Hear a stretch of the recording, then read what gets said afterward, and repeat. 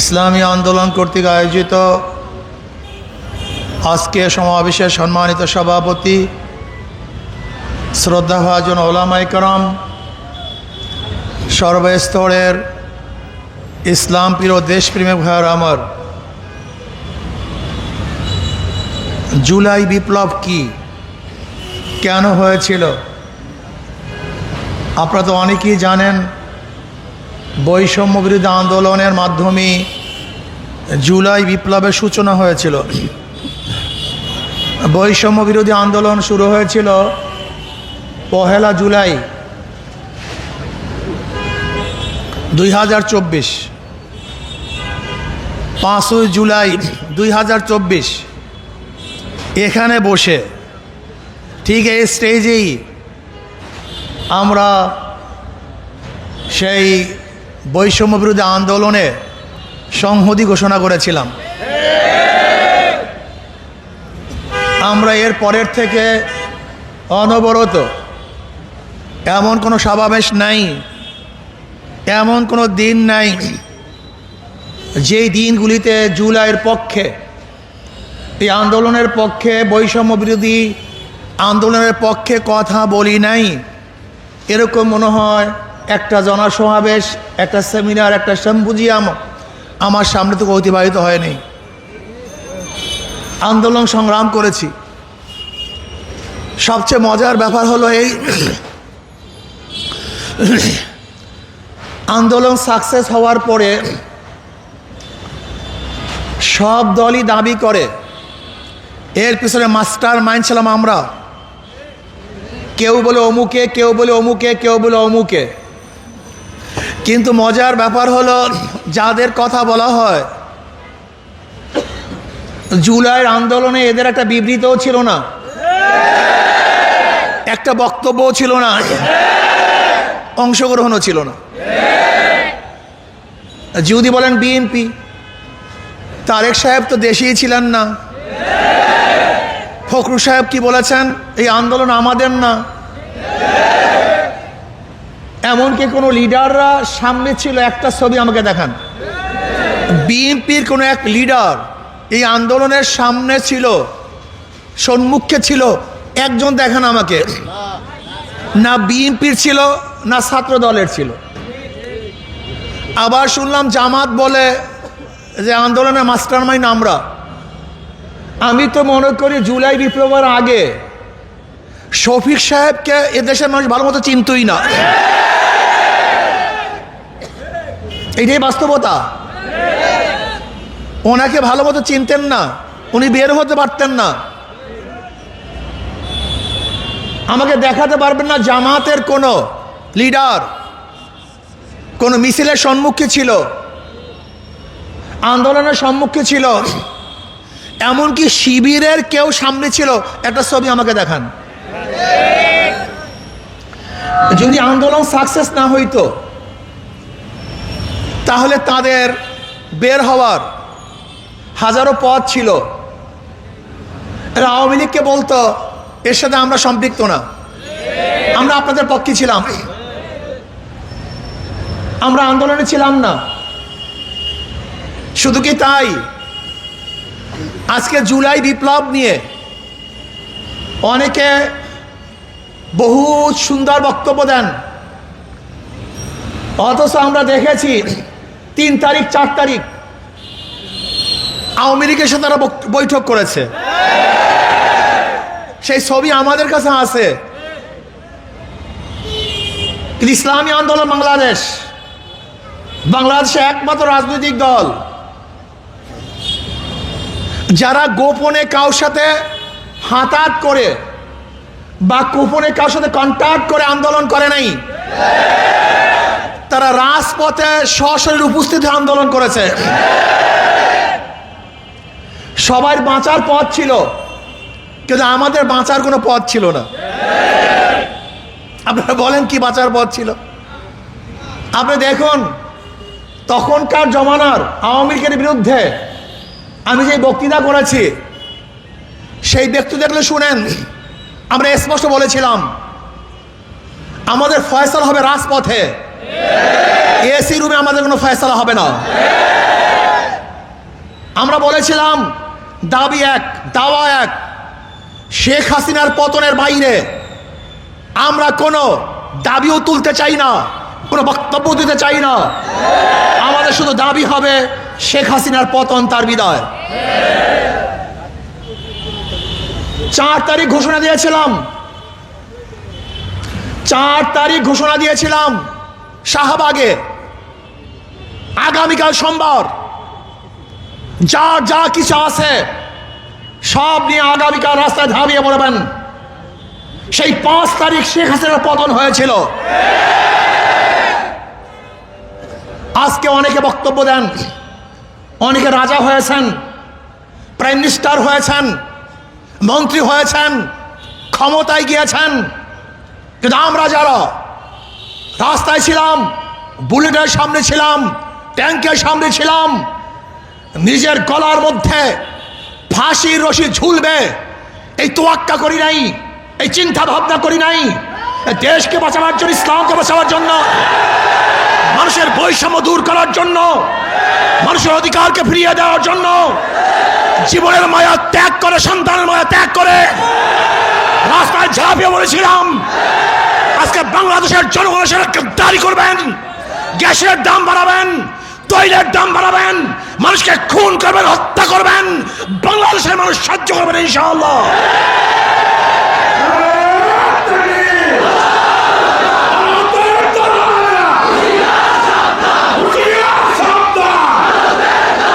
ভাইরা আমার, বৈষম্য বিরোধী আন্দোলন, সে আন্দোলন কেন হয়েছিল? চাঁদার বিরুদ্ধে আন্দোলন হয়েছিল। কিসের বিরুদ্ধে? যেন বাংলাদেশে কোনো চাঁদাবাজি না থাকে। আন্দোলন কেন হয়েছিল? ঘুষের বিরুদ্ধে আন্দোলন হয়েছিল, বাংলাদেশ যেন ঘুষ মুক্ত দেশ হয়। আন্দোলন কেন হয়েছিল? জুলুম মুক্ত আন্দোলন, বাংলাদেশের জুলুম অবিচার না হয়। আন্দোলন কেন হয়েছিল? ধর্ষণ মুক্ত বাংলাদেশ করার জন্য আন্দোলন হয়েছিল। আন্দোলন কেন হয়েছিল? গ্যাসের দাম কমাবার জন্য, তৈলের দাম কমাবার জন্য, মানুষের নিত্য প্রয়োজনীয় দ্রব্যমূল্যের দাম নিয়ন্ত্রণে থাকার জন্য আন্দোলন হয়েছিল। কিন্তু আজকে কি দেখেছি?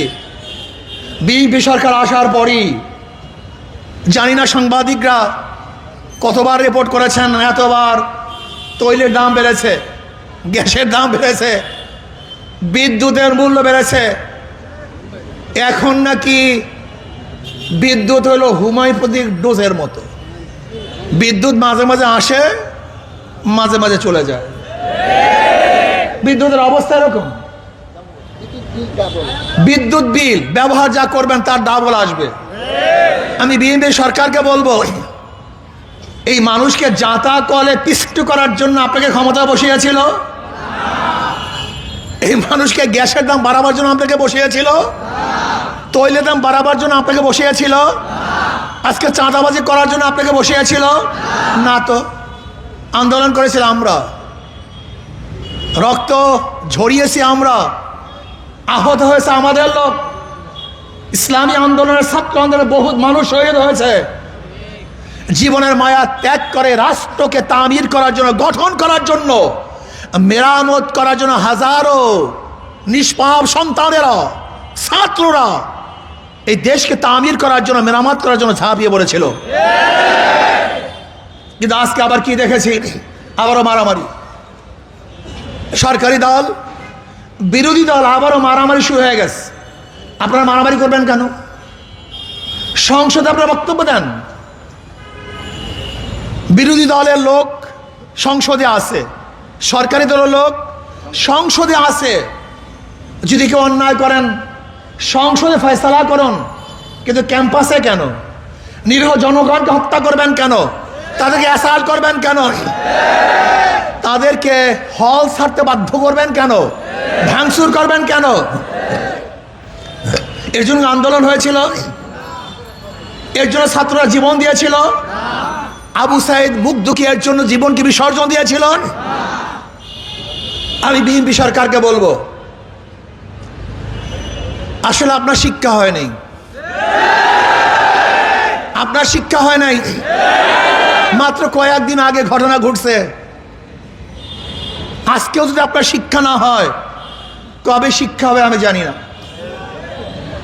কবে আপনি রাষ্ট্র চালাতে পারবেন আমি জানি না। শোনেন, মিঠা কথায় পেট ভরে না। ওই নরম নরম কথা বলবেন আর গ্যাসের দাম বাড়াবেন, নরম নরম কথা বলবেন, মধুর মধুর কথা বলবেন আর তৈলের দাম বাড়াবেন, বিদ্যুতের দাম বাড়াবেন। বাংলাদেশের জনগণ নীরব আছে, কিন্তু এই নীরবতা যখন ভাঙবে, আবার গর্জে উঠবে, ওই বিগত সরকারের মতো আপনাকেও এদেশ থেকে পালাতে বাধ্য করবে ইনশাআল্লাহ।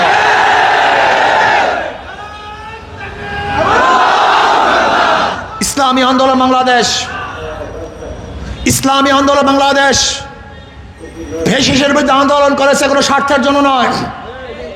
আমরা স্বার্থ পাইও নাই, নেইও নাই, স্বার্থের জন্য ঘুরিয়েও নাই কারোর পিছনে।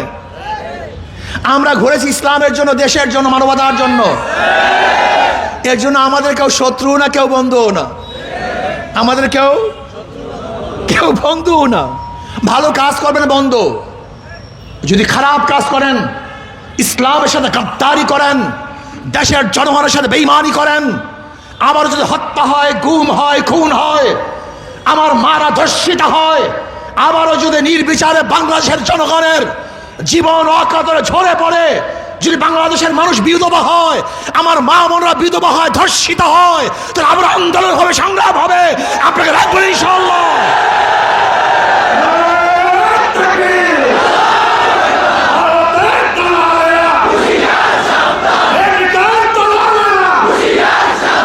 গ্যাসের দাম কমাতে হবে, দেশের দাম কমাতে হবে, গ্যাসের দাম, বিদ্যুৎ বিল, তৈলের দাম, নিত্য প্রয়োজনীয় দ্রব্যের দাম নিয়ন্ত্রণে রাখতে হবে। ক্লিয়ার কাট কথা। আমার গরিবদের অধিকারকে ফিরিয়ে দিতে হবে, মজদুরদের অধিকারকে ফিরিয়ে দিতে হবে, ছাত্রদের অধিকারকে ফিরিয়ে দিতে হবে, প্রত্যেকটা কর্মচারীর অধিকারকে ফিরিয়ে দিতে হবে। বাংলাদেশের কোনো মানুষ আর জুলুমের শিকার হোক, এইটা আমরা চাই না। ভারতকে বলবো, বর্তমানে বাংলার মধ্যে এক মুখ্যমন্ত্রী হয়েছে, এর মাথা ঠিক আছে কিনা আমি জানি না, আপনারা ভালো বলতে পারেন। এর বক্তব্য, এর আলোচনা, সংসদে যা দেয়, বক্তব্য যা দেয়, এ মুখ্যমন্ত্রী দূরের কথা, পাগল হয়ে বক্তব্য করতে পারে না। সে নাকি বাংলাদেশ 5 মিনিট দখল করবে, পুশিং করতেছে। আমি বলবো, পুশিং কাদেরকে করবা? আগে তো শুভেন্দু অধিকারীকে পুশিং করা উচিত, সে তো বাংলাদেশের নাগরিক, তার বাপ দাদা তো বাংলাদেশের ছিল, সে তো বাংলাদেশেই জন্মগ্রহণ করেছে, নাকি জানি না ভারতে করেছে, কিন্তু তার মা বাবা তো বাংলাদেশি, গৌর নদীর লোক। এই গৌর নদীর লোক একসময় তৃণমূল কংগ্রেসে ছিল, তৎকালীন সময়ের অবস্থা আমরা সবাই জানি। উনি বাংলাদেশ দখল করবে।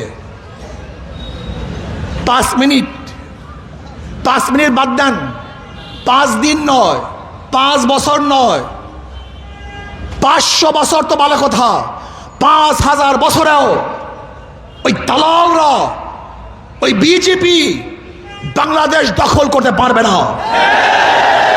হ্যাঁ, ইনশাআল্লাহ যদি আমরা ঐক্যবদ্ধ থাকি। ওই ভারত ছিল মুসলমানদের, ওরা মুসলমানদের ভূখণ্ড ছিল, 850 বছর পর্যন্ত মুসলমানরা শাসন করেছিল, ব্রিটিশ মুসলমানদের থেকে ক্ষমতা দখল করেছে। কাজে বাংলাদেশ, ভুটান, নেপাল, ভারত, পাকিস্তানের বাংলাদেশের ভূখণ্ড, বাংলাদেশের অংশ ছিল এক সময়, আমরাই শাসক ছিলাম, ভাগ হয়ে গেছে।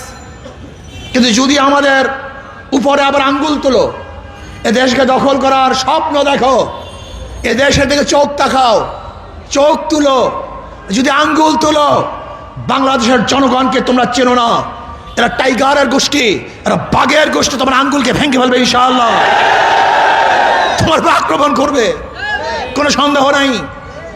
আমরা না খেয়ে ধুকে মরতে পারি, কিন্তু কারোর সামনে মাথা নত করতে পারি না।